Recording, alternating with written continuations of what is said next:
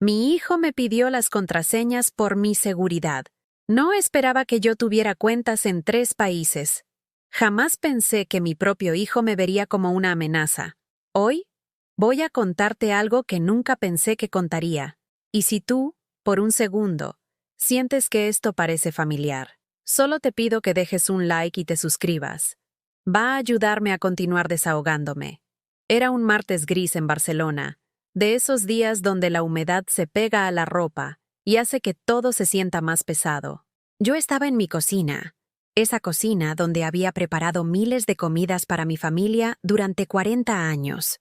Las baldosas blancas reflejaban la luz fría del mediodía mientras revolvía el sofrito para las lentejas que tanto le gustaban a Santiago, mi único hijo. Mis manos de 73 años temblaban ligeramente mientras cortaba el jamón serrano, no por la edad, sino por la conversación que sabía que se avecinaba. Durante semanas había notado las miradas de Santiago, cómo sus ojos recorrían mi casa como un tasador evaluando patrimonio, cómo preguntaba con demasiada frecuencia sobre mis papeles y mis cuentas. El aroma del sofrito llenaba el aire cuando escuché sus llaves en la puerta. Santiago entró con esa sonrisa que había aprendido a reconocer, la misma que usaba de niño cuando había roto algo y estaba a punto de confesarlo. A los 45 años, mi hijo había desarrollado el físico de un hombre próspero. Trajes caros, zapatos italianos, un Rolex que costaba más que la pensión anual de muchas viudas como yo.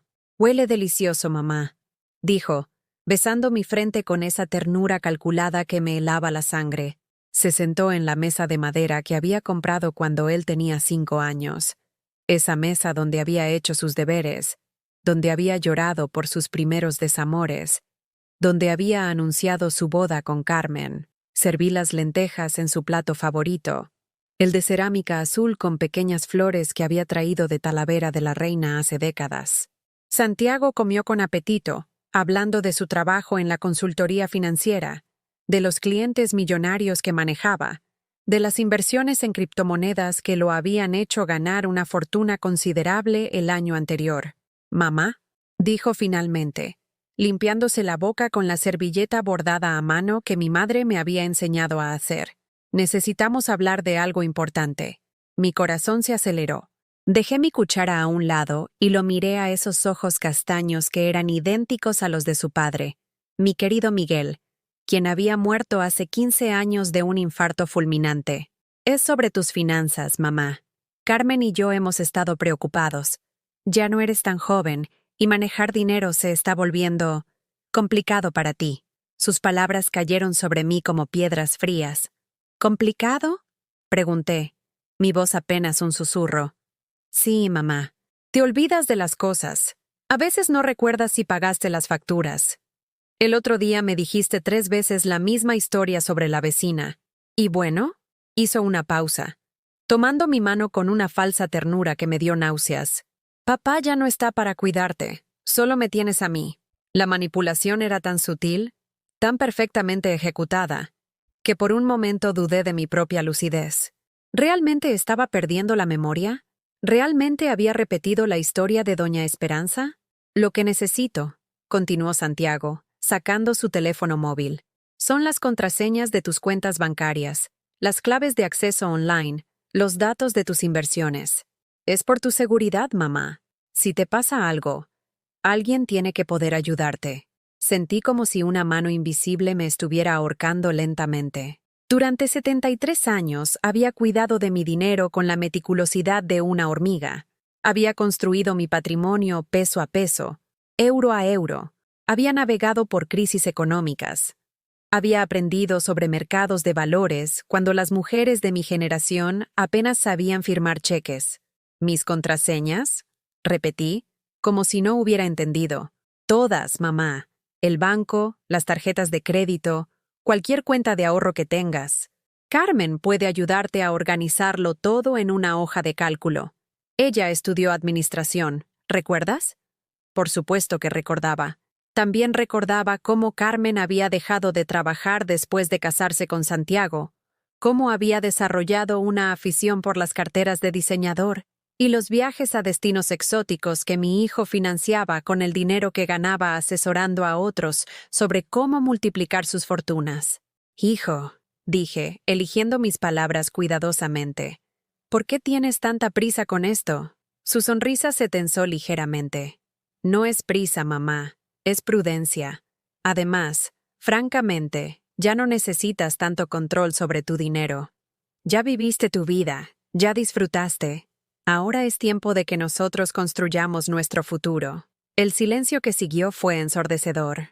En ese momento, mientras miraba a mi hijo, el niño que había criado sola después de quedarme viuda, el joven al que había pagado universidad privada trabajando dobles turnos limpiando oficinas, el hombre al que había ayudado con el enganche de su primera casa, comprendí que para él yo ya no era su madre. Era un obstáculo entre él y mi herencia.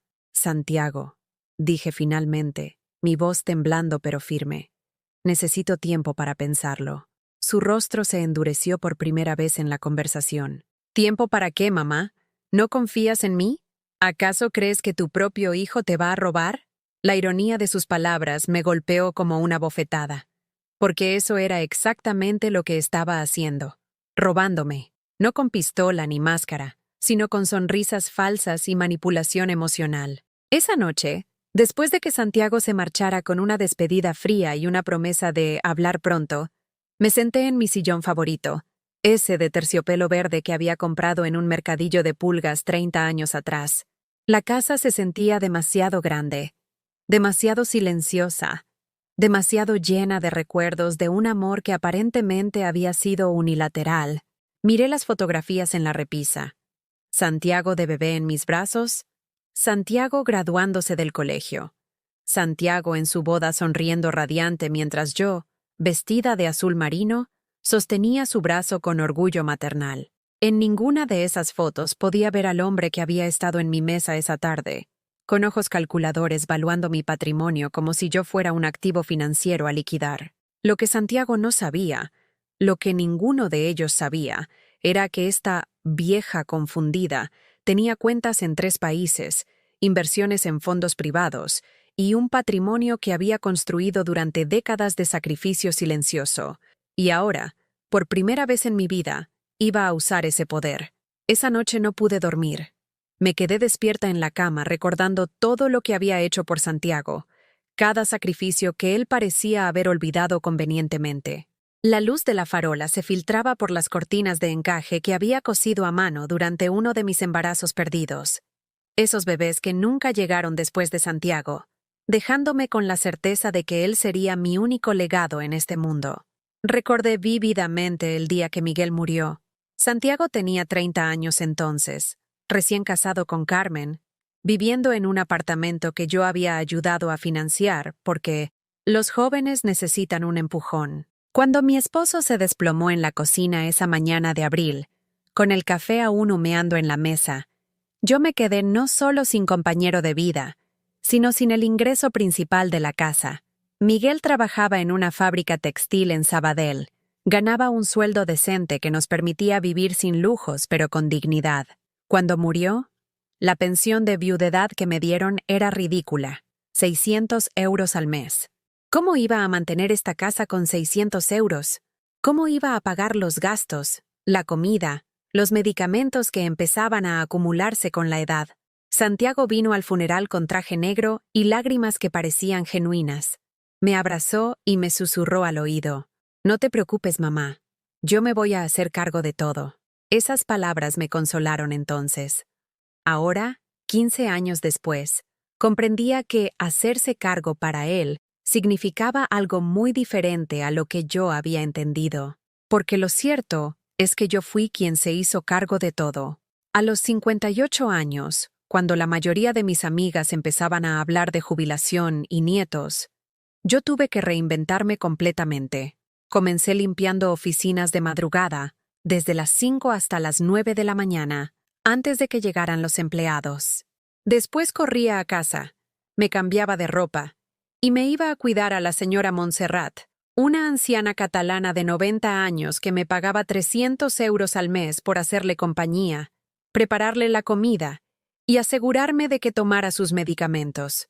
Las tardes las dedicaba a coser arreglos de ropa que conseguía a través de una vecina que tenía contactos en una sastrería de Lake Champlain, pantalones que acortar, cremalleras que cambiar, botones que reponer.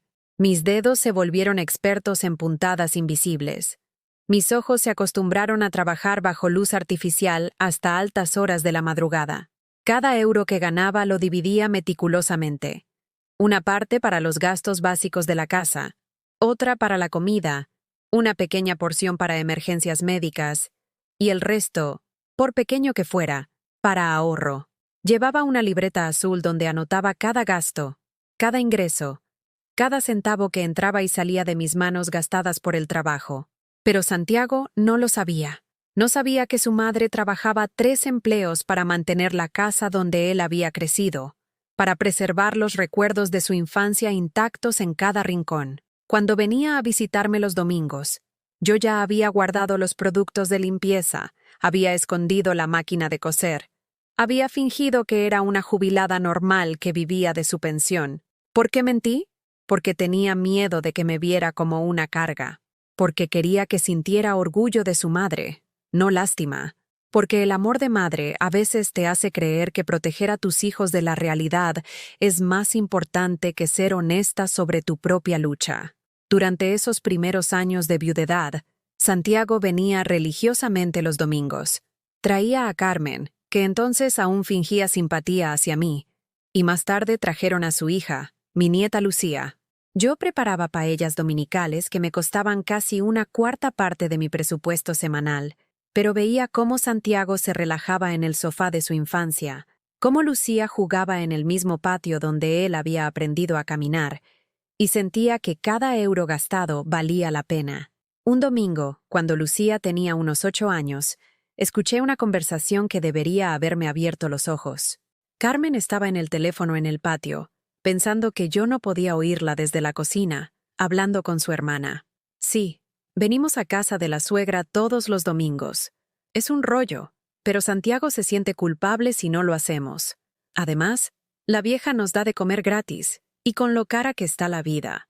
Al menos nos ahorramos el presupuesto de una comida a la semana. Una comida gratis. Esas palabras me atravesaron como cuchillos, pero no dije nada. Me quedé en la cocina, fingiendo que no había escuchado, sirviendo el flan casero que había preparado especialmente, porque sabía que era el postre favorito de Carmen. Mientras tanto, mis ahorros crecían lentamente. Después de 5 años de trabajo incansable, tenía suficiente dinero para una pequeña inversión. Una amiga del grupo de viudas del barrio me habló de un apartamento en venta en Gracia, un estudio pequeño pero en una zona que se estaba revalorizando.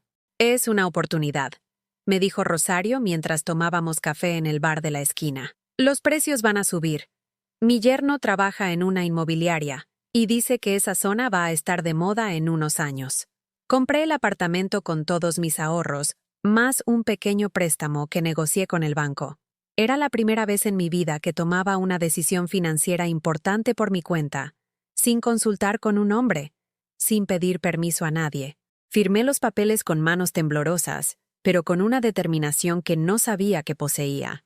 2 años después, vendí ese apartamento por casi el doble de lo que había pagado. Con ese dinero, compré otro más grande en Sarriá. 5 años después, lo vendí para comprar 2 estudios más pequeños que alquilé a estudiantes universitarios. Mis ingresos por alquiler me permitieron dejar el trabajo de limpieza nocturna y concentrarme en cuidar ancianos durante el día, que era menos agotador físicamente. Pero la inversión más importante vino cuando conocí a Dolores en el centro de salud. Dolores había vivido 10 años en México, donde su hija trabajaba en una empresa multinacional. Allá el mercado de bienes raíces está en pleno crecimiento, me contó mientras esperábamos nuestros turnos con el cardiólogo. Mi hija dice que con euros puedes comprar propiedades que aquí costarían una fortuna, y el rendimiento es mucho mejor que cualquier depósito a plazo fijo que te ofrezcan en España.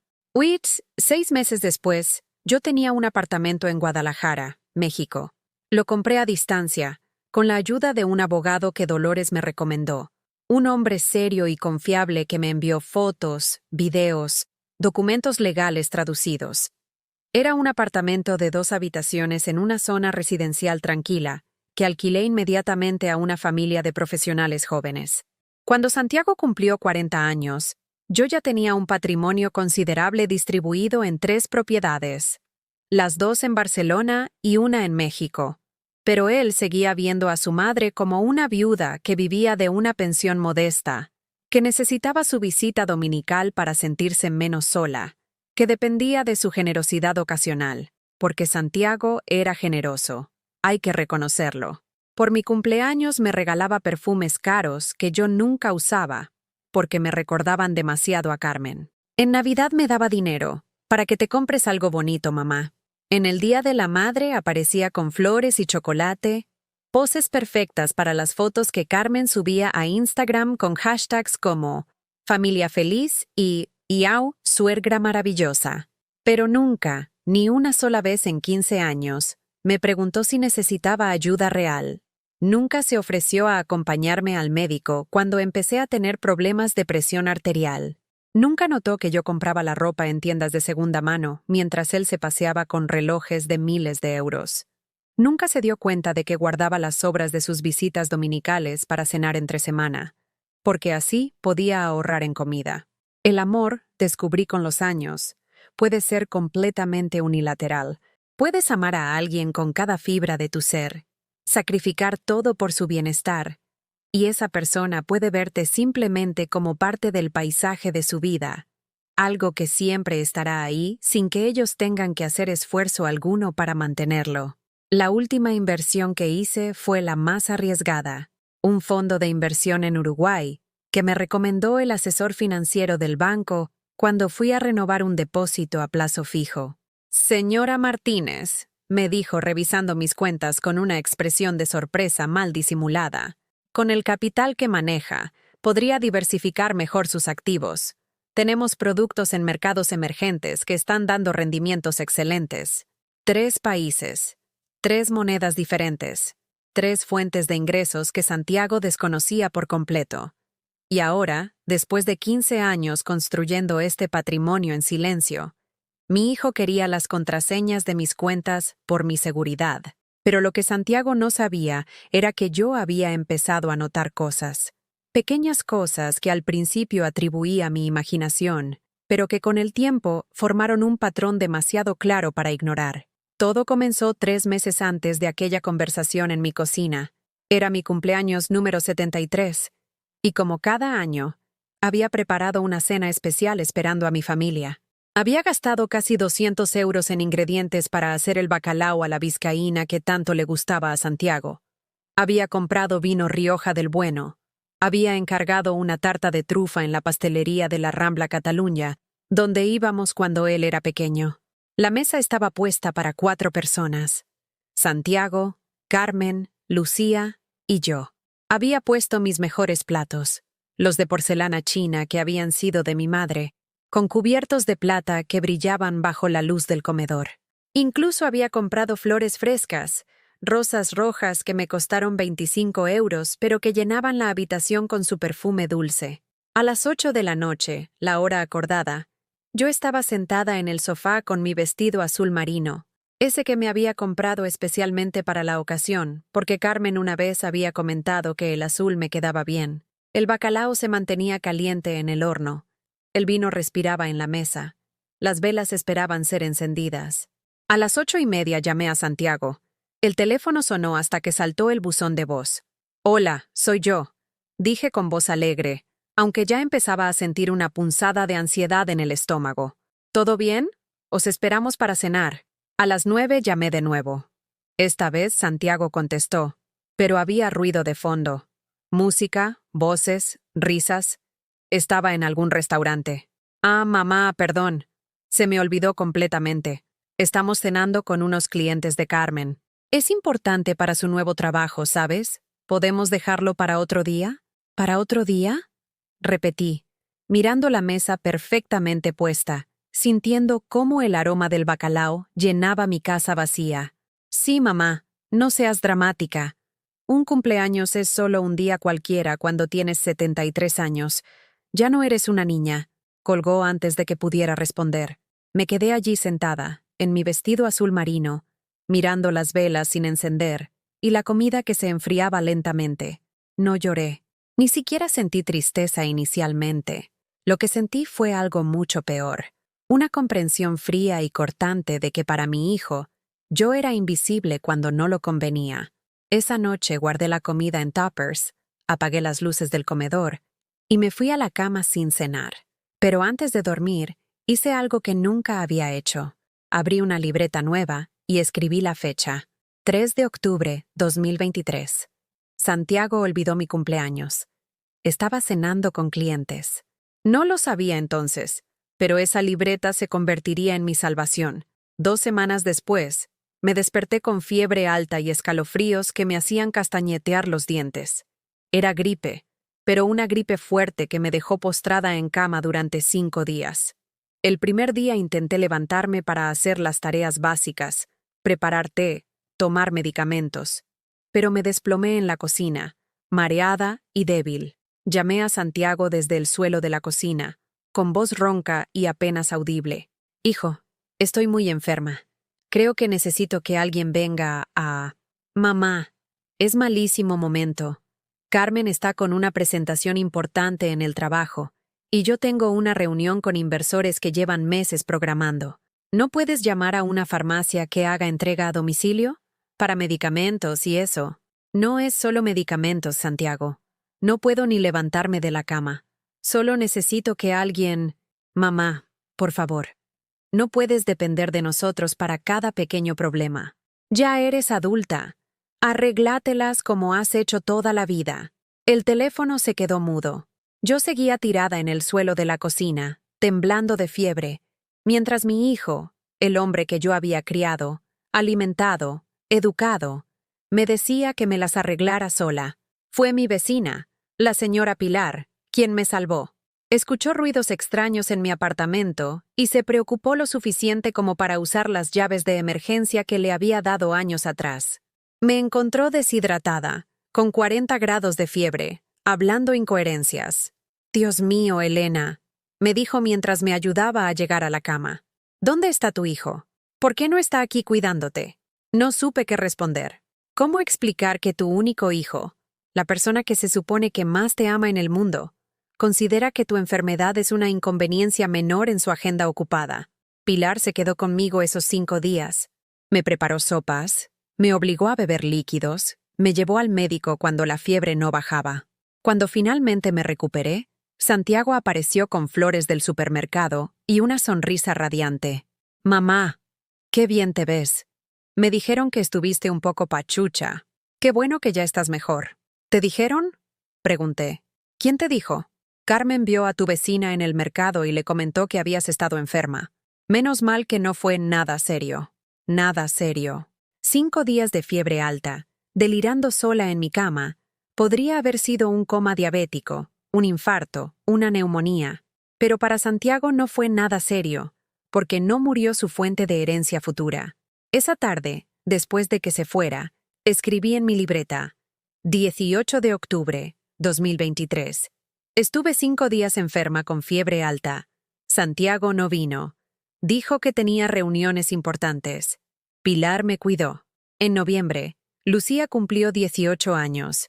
Era mi única nieta, la niña que había llevado al parque cuando Carmen trabajaba, a quien había enseñado a hacer torrijas en Semana Santa, que solía quedarse conmigo los veranos cuando sus padres viajaban a destinos exóticos que yo nunca podría permitirme.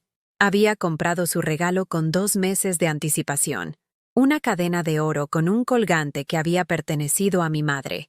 No era ostentoso, pero era real, sólido, el tipo de joya que se transmite de generación en generación. La había llevado a un joyero para que la limpiara y ajustara. Había pagado 50 euros extra para que viniera en una caja elegante. El día de su cumpleaños, Santiago organizó una fiesta en un restaurante caro del puerto.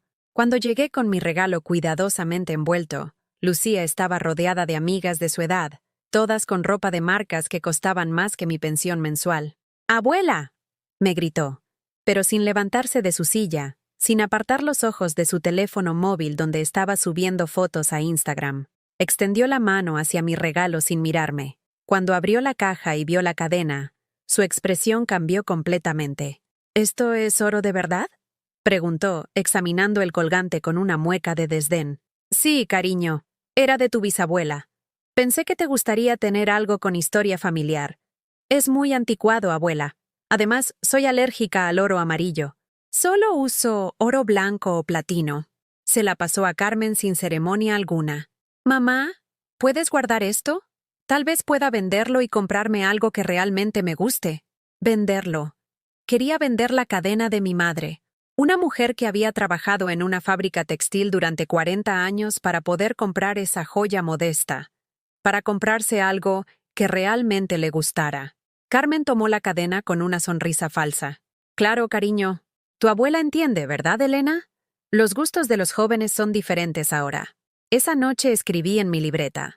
2 de noviembre, 2023. Lucía rechazó la cadena de mamá. Dijo que era anticuada y quería venderla. Carmen la apoyó. Pero el golpe más duro vino en diciembre, justo antes de Navidad. Yo había estado preparando las fiestas navideñas durante semanas. Había encargado turrones artesanales de Gijona.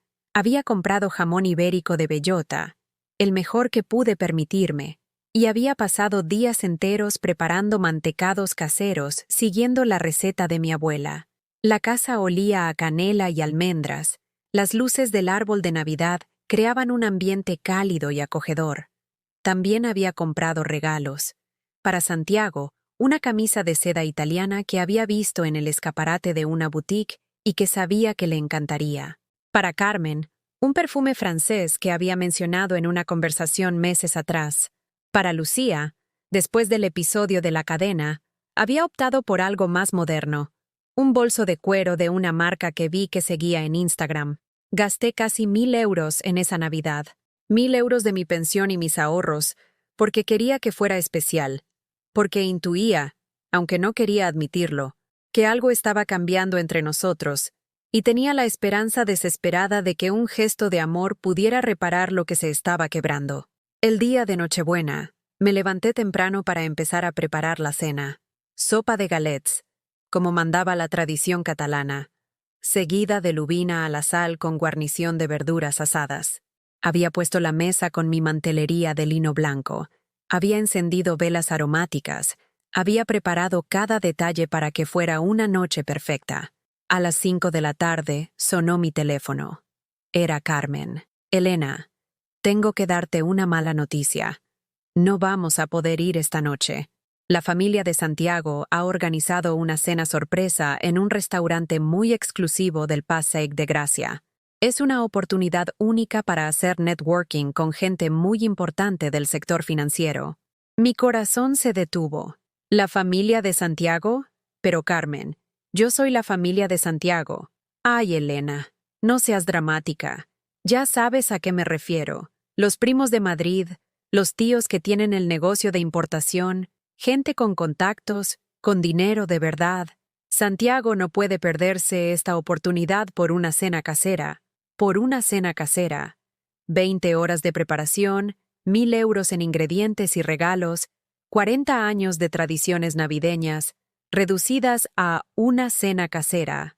¿Y Lucía?, pregunté, aferrándome a la última esperanza. Lucía tiene una fiesta con sus amigas. Ya sabes cómo son los jóvenes. Prefiere estar con gente de su edad. Colgué el teléfono y me quedé de pie en mi cocina, rodeada por el aroma de la sopa que se cocinaba lentamente, mirando la mesa puesta para 4 personas que no vendrían. Por primera vez en 73 años, iba a pasar Nochebuena completamente sola, pero no lloré. En lugar de eso, hice algo que me sorprendió a mí misma. Serví la sopa en mi plato más bonito. Me puse mi vestido rojo favorito. Encendí las velas y cené sola con toda la elegancia que había preparado para ellos. La lubina estaba perfecta. El vino maridaba hermosamente con el pescado. Los mantecados se deshacían en la boca. Mientras comía, reflexionaba. ¿Cuándo había empezado a ser tan conveniente para ellos? ¿Cuándo había dejado de ser una madre y una abuela para convertirme en una obligación que cumplir solo cuando no interferiera con planes más importantes? Esa noche, después de recoger la cocina y guardar los regalos que no había podido entregar, Escribí en mi libreta. 24 de diciembre, 2023. Nochebuena sola. Santiago eligió una cena de negocios sobre la tradición familiar. Carmen dijo que era solo una cena casera. Al día siguiente, el día de Navidad, Santiago apareció por la tarde con cara de culpabilidad y una caja de bombones del supermercado. ¡Feliz Navidad, mamá! Perdón por anoche, pero ya sabes cómo son estas cosas de trabajo. Hoy venimos a pasar el día contigo. Lo miré a los ojos. Esos ojos que habían sido tan brillantes cuando era niño, tan llenos de amor incondicional hacia su madre. Y vi a un extraño. Un hombre que podía mentir con tanta naturalidad que probablemente se había convencido a sí mismo de que sus excusas eran verdad. ¿Venimos?, pregunté. Sí. Carmen y Lucía están en el coche. Pensamos que podríamos quedarnos unas horas, comer algo ligero. Comer algo ligero. No traían nada. No habían preparado nada. Esperaban que yo, después de haberlos esperado toda la noche anterior, les preparara algo ligero, en Navidad. Esa tarde, mientras Santiago veía fútbol en mi televisión y Carmen revisaba su teléfono móvil en el sofá, mientras Lucía se quejaba de que mi wifi era demasiado lento para subir videos a TikTok, yo preparé tortilla española y ensalada mixta. Comida simple para una visita que se sentía como una obligación cumplida. Cuando se fueron, después de apenas 3 horas, encontré algo que me heló la sangre. Carmen había dejado su bolso abierto en la mesa del comedor, y entre las cosas que se habían derramado, vi un papel doblado. Por curiosidad, o tal vez por instinto de supervivencia, lo desdoblé. Era un presupuesto impreso de una inmobiliaria. Valoración de mi apartamento: 450.000 euros. Condiciones de venta rápida. Estimación de comisiones. Todo detallado con precisión matemática. Mis manos temblaron mientras leía cada línea. Mi casa, la casa donde había criado a Santiago, donde guardaba todos nuestros recuerdos familiares, donde había invertido cada euro de mejoras durante décadas, estaba siendo evaluada para la venta sin mi conocimiento. Debajo del presupuesto había una nota manuscrita con la letra de Carmen. Recordar. Poder notarial para casos de demencia senil. Consultar abogados sobre procedimientos. Poder notarial. Demencia senil. Las palabras bailaron frente a mis ojos como insectos venenosos. No solo querían mi dinero. Querían declararme incapaz para poder controlarlo todo legalmente. Esa noche no pude dormir. Me quedé despierta en la cama, sosteniendo el papel como evidencia de una traición que superaba todo lo que había imaginado. Durante horas repasé cada conversación reciente, cada mirada, cada comentario aparentemente inocente sobre mi olvidos y mi confusión. Ya no estás tan lúcida como antes, había dicho Santiago esa tarde cuando me pidió las contraseñas. No era una observación preocupada de un hijo cariñoso. Era el primer paso de un plan cuidadosamente orquestado. A las 5 de la mañana me levanté, me vestí y caminé hasta el estudio de mi abogado. Esperé en la puerta hasta que abriera a las 9. Y cuando don Alfredo llegó con su maletín de cuero gastado y su expresión perpetuamente sorprendida, le enseñé el papel. Señora Martínez, me dijo después de leer, ajustándose las gafas con gesto grave. Esto es muy serio. Están preparando un caso para incapacitación. Con esto, podrían solicitar a un juez que la declare no competente para manejar sus asuntos financieros. ¿Pueden hacer eso? Si presentan evidencia convincente de deterioro cognitivo, y si usted no tiene representación legal adecuada, sí. Es más común de lo que piensa. Familias que quieren acceso anticipado a herencias, que consideran que los ancianos son incapaces de tomar decisiones racionales sobre dinero. Me quedé en silencio, procesando la magnitud de lo que estaba enfrentando. No era solo codicia. Era un golpe de estado familiar. Una toma hostil de mi propia vida. ¿Qué puedo hacer?, pregunté finalmente. Don Alfredo sonrió por primera vez en la conversación. Señora Martínez, usted tiene algo que ellos no saben que tiene. Tiempo para prepararse. Y si me permite decirlo, después de 30 años representándola en sus inversiones inmobiliarias, su mente está más clara que la de muchos clientes de la mitad de su edad. Salí de su oficina con un plan. Por primera vez en meses, tal vez en años, sentí algo parecido a la esperanza, porque había descubierto algo fundamental. Cuando sabes que están planeando traicionarte, la traición pierde su poder. Esa noche escribí en mi libreta, 25 de diciembre, 2023. Encontré presupuesto de valoración de mi casa en el bolso de Carmen, nota sobre poder notarial y demencia senil, plan para declararme incapaz. Hablé con don Alfredo. Y por primera vez en meses, dormí profundamente, porque había tomado una decisión que cambiaría todo.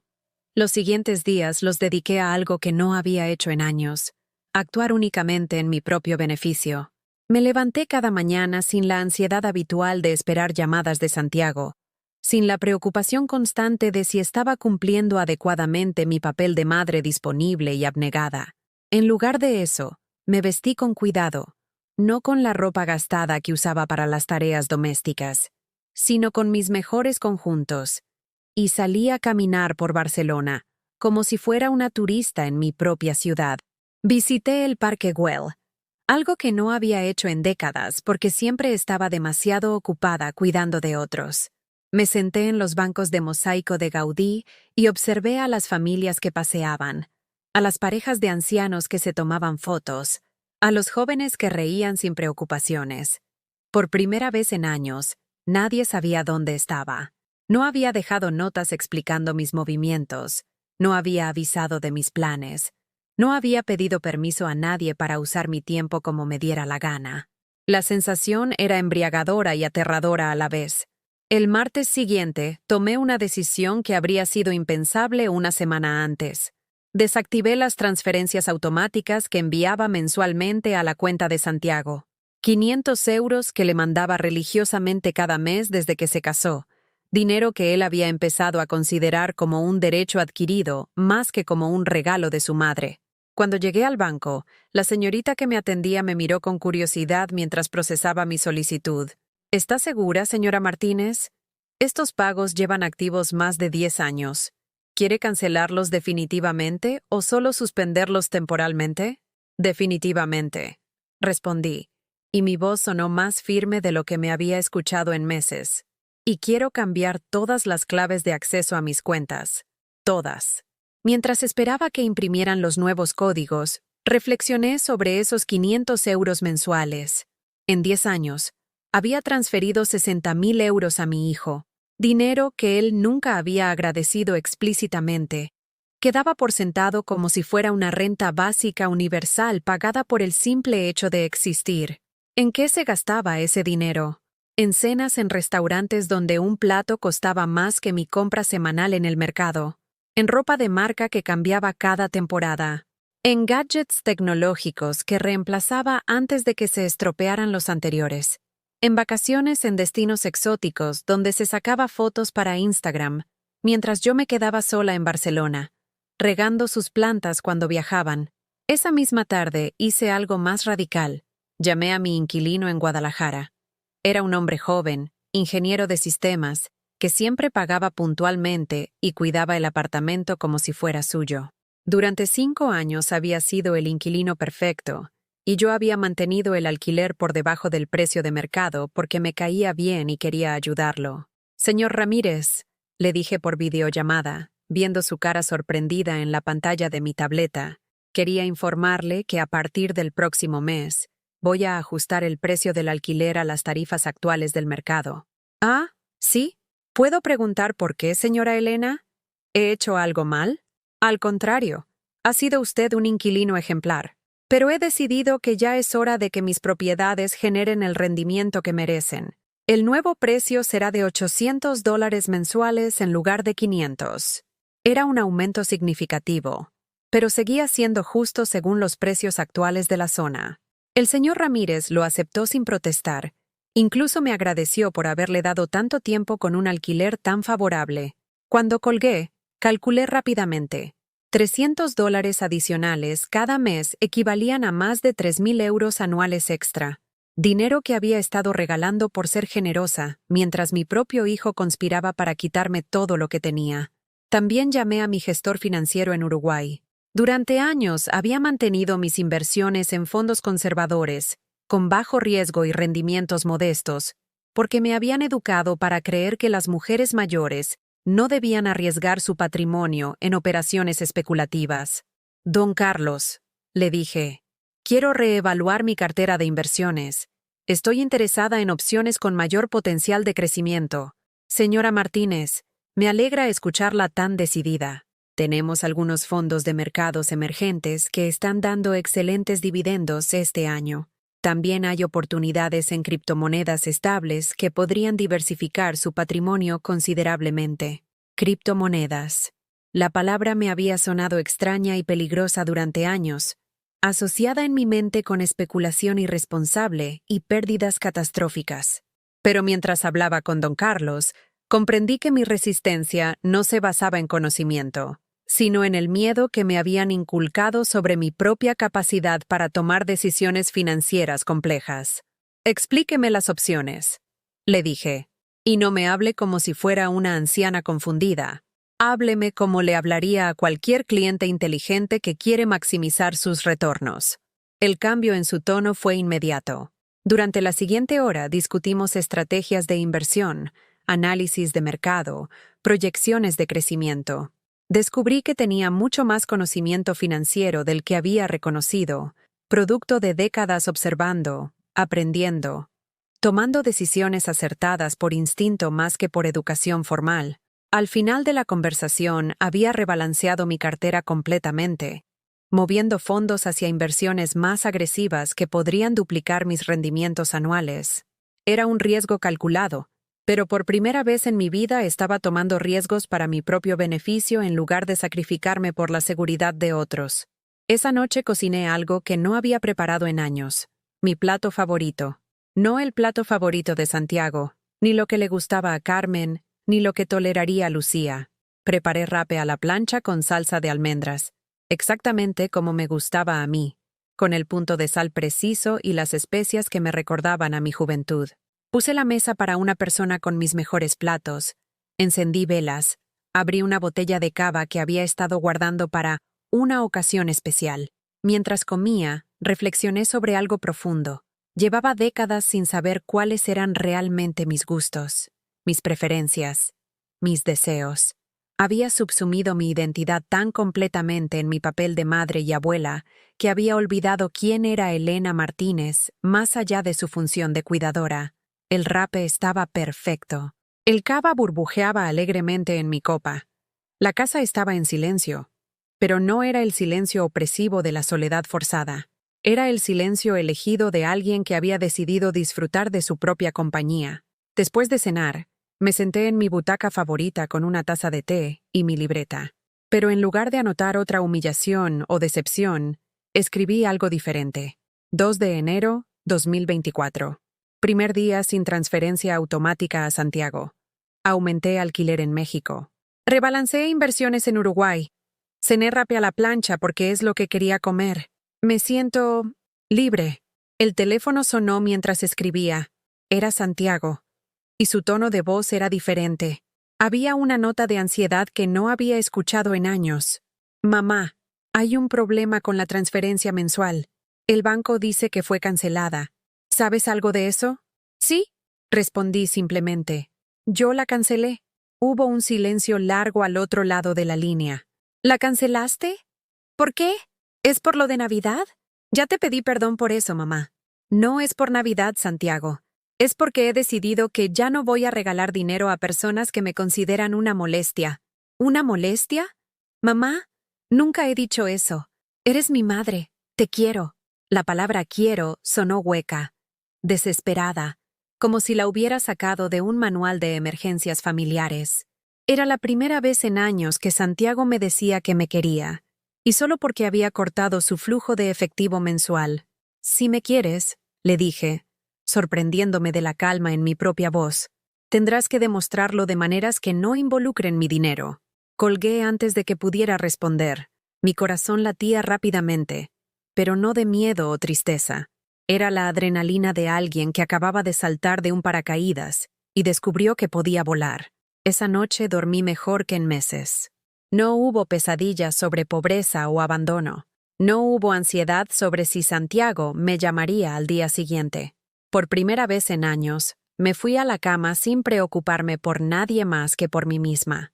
Y cuando desperté a la mañana siguiente, Lo primero que sentí no fue el peso familiar de las obligaciones y expectativas de otros. Fue curiosidad sobre qué más podría descubrir sobre esta versión de Elena Martínez, que estaba empezando a conocer. Pero mi recién descubierta tranquilidad no duró mucho. 3 días después de haber cancelado las transferencias, Santiago apareció en mi puerta sin avisar. Esta vez no venía solo. Carmen lo acompañaba, y ambos tenían esa expresión tensa que reconocí inmediatamente. La cara de personas que han venido a recuperar algo que consideran suyo por derecho. «Mamá, tenemos que hablar», dijo Santiago sin siquiera saludarme, empujando suavemente la puerta para entrar sin esperar invitación. Carmen lo siguió, llevando una carpeta manila que me hizo sentir inmediatamente alerta. Se sentaron en mi sofá como si fueran los dueños de la casa, y yo me quedé de pie, sintiendo extrañamente como una invitada en mi propio hogar. Santiago tenía ojeras profundas, como si no hubiera dormido en días, y Carmen evitaba hacer contacto visual conmigo. «Esta situación con el dinero tiene que solucionarse», comenzó Santiago, su voz más dura que de costumbre. «No sé qué te ha pasado últimamente, pero estás tomando decisiones muy irracionales». «¿Irracionales?», pregunté, manteniendo mi voz calmada aunque mi pulso se había acelerado. «Cancelar las transferencias sin avisar, cambiar las claves de tus cuentas». Carmen intervino, abriendo su carpeta y sacando varios papeles. «Elena, hemos estado investigando, y todos estos comportamientos son síntomas clásicos de deterioro cognitivo en personas de tu edad». Ahí estaba. Habían decidido jugar la carta de la demencia senil de manera oficial. Carmen extendió los papeles hacia mí como si fueran evidencia en un juicio. «Mira, aquí tengo información de la Asociación de Alzheimer sobre los primeros signos de deterioro mental, cambios repentinos en el manejo del dinero, decisiones financieras impulsivas, desconfianza hacia familiares cercanos». Leí por encima el folleto que me había puesto delante. Era información legítima sobre demencia, pero presentada de manera manipulativa, como si cada síntoma descrito fuera aplicable a mi situación. La ironía era exquisita. Estaban usando mi claridad mental recién recuperada como evidencia de que la había perdido. «Mamá». Santiago se inclinó hacia adelante, tomando mis manos con una ternura calculada que me hizo sentir náuseas. «Sabemos que es difícil admitir que necesitas ayuda, pero nosotros estamos aquí para cuidarte. Solo queremos lo mejor para ti». «¿Lo mejor para mí?», repetí lentamente. «¿O lo mejor para ustedes?». Carmen y Santiago intercambiaron una mirada rápida. Esa comunicación silenciosa que desarrollan las parejas cuando han planeado algo juntos. Fue Carmen quien habló siguiente, su voz adoptando un tono profesional que me recordó desagradablemente a una trabajadora social. «Elena, hemos consultado con un abogado especializado en casos de incapacitación. Nos ha explicado que cuando una persona mayor muestra signos de deterioro cognitivo, la familia tiene no solo el derecho, sino la responsabilidad de intervenir para proteger sus assets». «Assets». Me llamó assets, como si fuera una corporación en problemas que necesitaba reestructuración. «El proceso es muy sencillo», continuó Carmen, sacando más papeles de su carpeta del infierno. «Necesitamos que firmes estos documentos que nos dan poder notarial sobre tus cuentas bancarias y propiedades. Es una medida preventiva, por si tu condición empeora». Miré los documentos que habían preparado con tanta meticulosidad. Formularios legales que transferirían el control total de mi patrimonio a Santiago, con Carmen como administradora secundaria. Todo redactado en lenguaje jurídico intimidante, diseñado para hacer que una persona mayor se sintiera abrumada y firmara sin leer completamente. Pero yo había leído documentos similares durante años, cada vez que compraba o vendía propiedades, cada vez que modificaba mis inversiones. Sabía exactamente lo que significaba cada cláusula, cada subcapítulo, cada letra pequeña. «¿Y si me niego a firmar?», pregunté, dejando los papeles sobre la mesa sin tocarlos. Santiago suspiró dramáticamente, como si hubiera esperado esta respuesta, pero había albergado la esperanza de que fuera más cooperativa. «Mamá, si no firmas voluntariamente, tendremos que solicitar una evaluación psiquiátrica formal. El juez nombrará un médico independiente que determine tu capacidad mental. Si te declaran incapaz, se encogió de hombros con falsa resignación. El resultado será el mismo, pero habrá sido mucho más traumático para todos. La amenaza era clara y brutalmente efectiva. Me estaban dando la ilusión de elección. Entregar mi autonomía voluntariamente o que me la quitaran por la fuerza después de un proceso humillante que involucraría a médicos, jueces y una declaración pública de que había perdido la razón. Necesito tiempo para pensarlo, dije finalmente. ¿Tiempo para qué? Carmen se estaba impacientando, su máscara de falsa preocupación empezando a resquebrajarse. Elena, esto no es una negociación, es una intervención familiar. Una intervención, como si mi claridad mental recién recuperada fuera una adicción peligrosa de la que necesitaba rehabilitación. Me levanté del sofá y caminé hacia la ventana que daba al patio interior del edificio. Desde allí podía ver las ventanas de otros apartamentos, otras vidas que continuaban normalmente mientras la mía estaba siendo desmontada sistemáticamente por las dos personas que se suponía que más me querían en el mundo. ¿Sabes qué es lo más triste de todo esto? Dije sin voltearme a mirarlos. Que realmente creía que me querían. Te queremos, mamá. La voz de Santiago sonaba desesperada ahora. Por eso estamos haciendo esto. Me volteé para enfrentarlos, y por primera vez en meses me sentí completamente en control de mis emociones. No había rabia, no había tristeza, solo una claridad fría y cristalina. No. Ustedes quieren mi dinero. Hay una diferencia. Carmen se puso de pie bruscamente, su paciencia finalmente agotada. Basta de dramatismo. Elena, tienes 73 años. ¿Para qué necesitas tanto dinero a tu edad? ¿Qué vas a hacer con él? Ya viviste tu vida. Ya viviste tu vida. Las palabras quedaron suspendidas en el aire como sentencia de muerte. Según Carmen, a los 73 años yo ya no tenía derecho a vivir, solo a existir como un depósito bancario humano hasta que muriera y liberara mis fondos para sus verdaderos herederos. Quiero que se vayan, dije con voz firme. Mamá. Santiago intentó acercarse, pero le hice un gesto para que se detuviera. Ahora. Quiero que se vayan ahora. Carmen recogió sus papeles con movimientos bruscos, claramente furiosa de que su plan perfectamente orquestado no hubiera funcionado según lo esperado. Elena, esto no ha terminado, me dijo mientras se dirigía hacia la puerta. Vamos a proceder con la evaluación psiquiátrica. Y cuando el médico confirme lo que ya sabemos, vas a perder el control de todo. Puede ser, respondí abriéndoles la puerta, pero por lo menos sabré que luché. Después de que se fueron, me senté en mi cocina durante largo tiempo, procesando lo que acababa de ocurrir. No había sido una conversación familiar sobre preocupaciones legítimas. Había sido una extorsión sofisticada, un intento de robo disfrazado de cuidado filial. Pero también había sido algo más, una declaración de guerra. Saqué mi teléfono y marqué el número de don Alfredo. Era viernes por la tarde, pero él siempre había sido accesible para emergencias legales. «Don Alfredo», dije cuando contestó.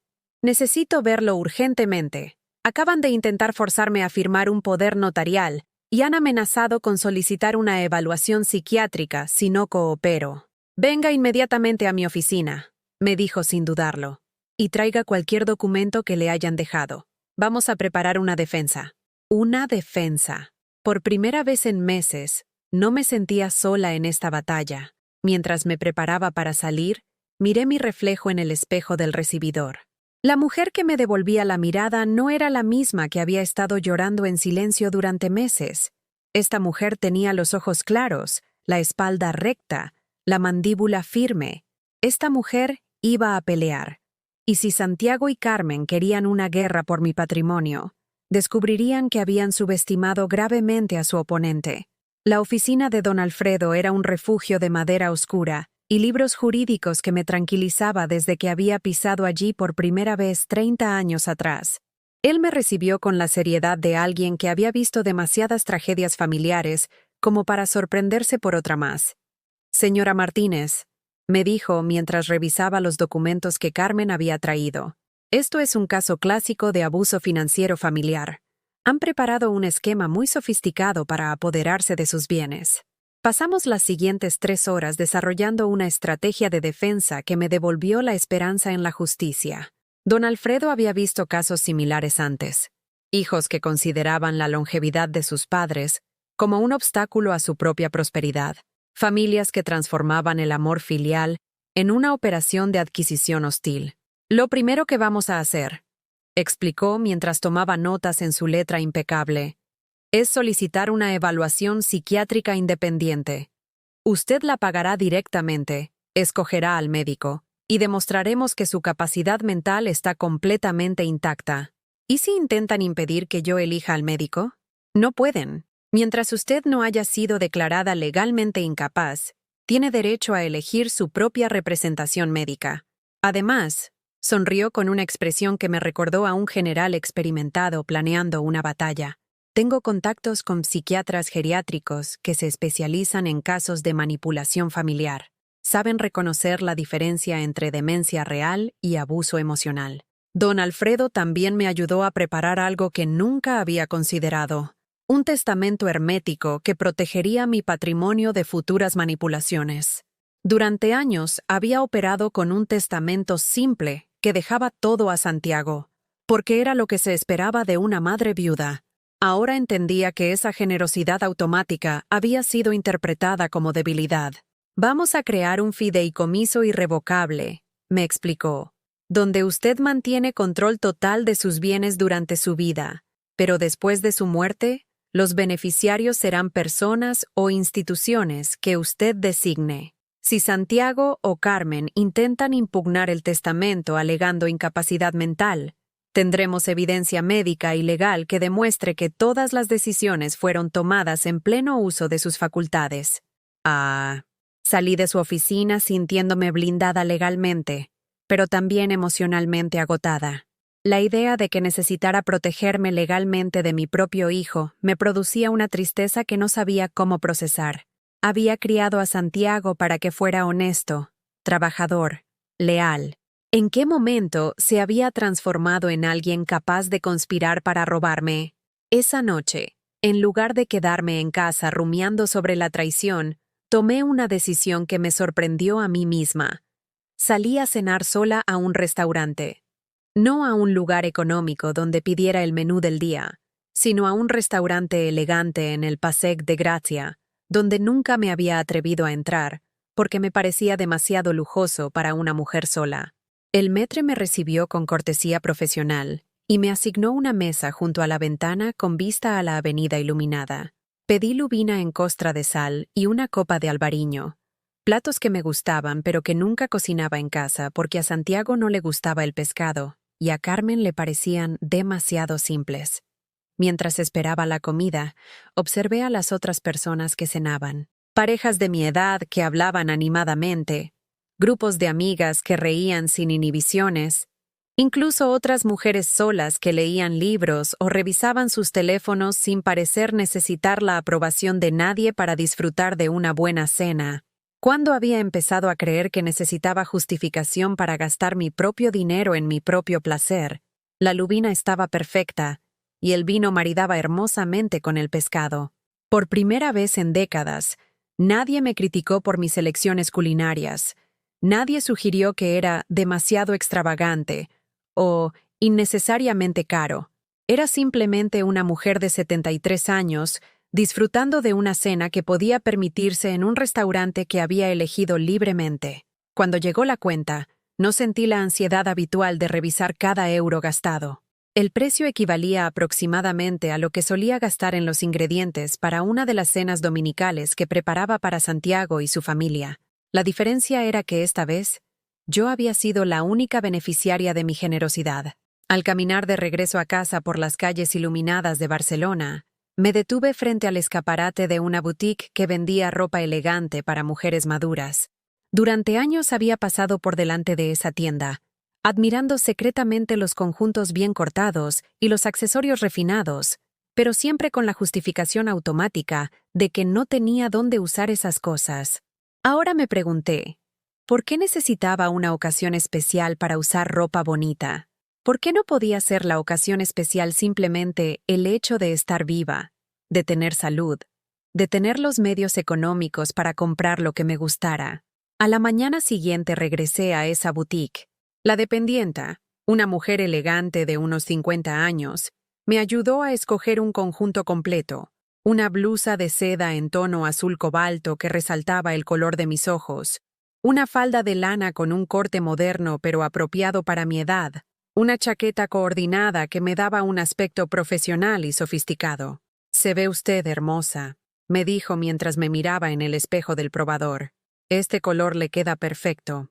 «¿Es para alguna ocasión especial?» «Sí», respondí, sorprendiéndome de la firmeza en mi propia voz. «Para el resto de mi vida».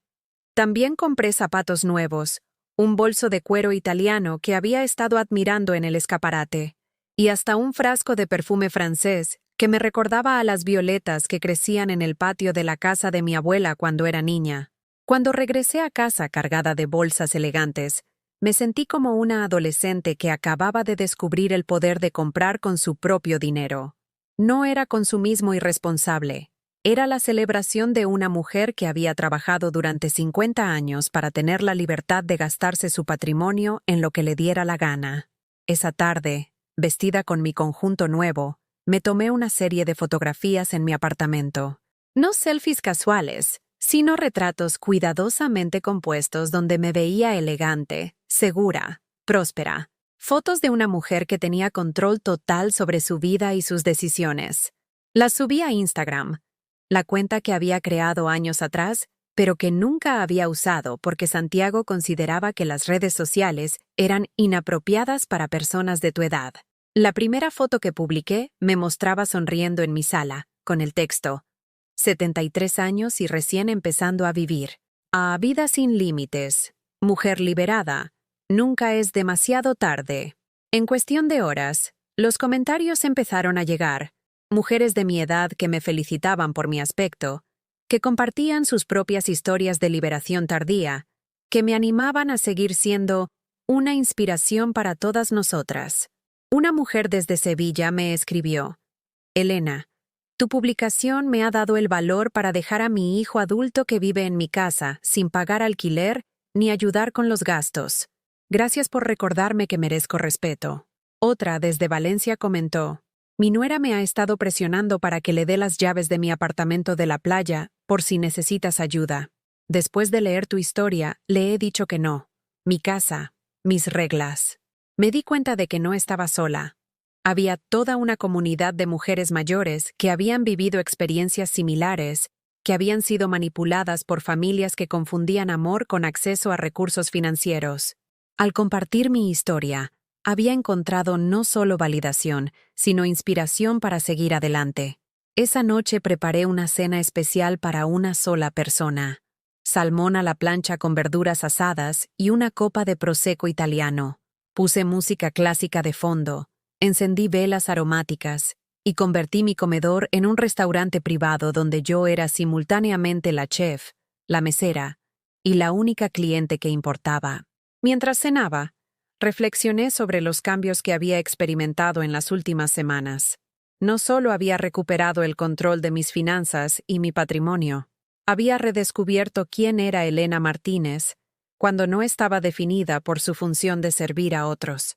Era una mujer inteligente que había construido un patrimonio considerable a través de decisiones financieras acertadas. Era una persona con gustos refinados que había estado suprimiendo por años para acomodarse a las preferencias de otros. Era alguien con historias que contar, sabiduría que compartir y décadas de vida aún por delante. Por primera vez en años, el futuro me parecía lleno de posibilidades en lugar de limitaciones. Y si esta historia te llegó al corazón, déjame tu like y suscríbete al canal, porque necesito que este mensaje llegue a alguien que quizás hoy necesita escuchar que nunca es demasiado tarde para elegirse a sí mismo